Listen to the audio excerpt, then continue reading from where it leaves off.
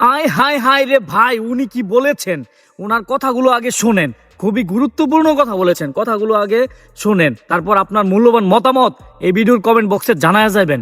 খুবই গুরুত্বপূর্ণ কথা বলেছেন ভাই, কথাগুলো আগে শোনেন। আমার গোসলের ভিডিও করে, সেই ভিডিওটি দিয়ে সে আমাকে ব্ল্যাকমেল করে, তার সাথে আমার সম্পর্ক মানে শারীরিক সম্পর্ক হয়। যে আমাকে আমার ভিডিও সেটা না, সেটা আমার বোনেরও ভিডিও করছে। সে আমি চিনি, রহিম হচ্ছে আমার 2023 সালে যখন বিএনপির অনেক খারাপ সময় যাচ্ছিল, তখন ওই আমার বোন জামাইয়ের সাথে আমাদের বাসাতে আত্মগোপন করার জন্য গেছিল, সেই মাধ্যম দিয়ে আমি ওকে চিনি। তারপর ওর সাথে আমার একটা সম্পর্ক তৈরি হয়, যেটা আসলে সম্পূর্ণ একটা ব্ল্যাকমেলিং আর কি।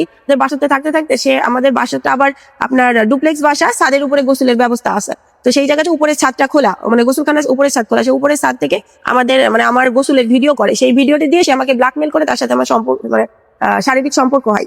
দেন তারপর এক পর্যায়ে 2-3 মাস সে আমাকে এভাবে তার সাথে সম্পর্ক রাখার পর সে আমাকে আবারও ব্ল্যাকমেল করে বলে, তুমি ঢাকায় চলে আসো, তারপর এখানে আসার পরে তুমি তোমার জামাইয়ের ডিভোর্স দিয়ে দিবা, ডিভোর্স দিয়ে আমি তোমাকে বিয়ে করবো।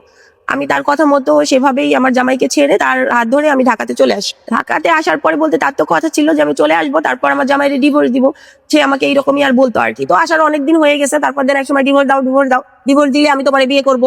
ডিভোর্স তো দিয়ে দিয়েছি আমি গত 24 সালের আপনার নভেম্বর মাসে, কিন্তু ডিভোর্স দেওয়ার পরে তার এই জিনিসগুলোর কি বলবো, তার সমস্যা হচ্ছে, তার কিছু চারিত্রিক সমস্যা আছে, যেগুলো আমি আসলে আগে জানতাম না, ঢাকাতে আসার পর জানতে পেরেছিলাম। সে আরো অনেক বিভিন্ন মেয়েদের সাথে এরকম সম্পর্ক আছে তাদের।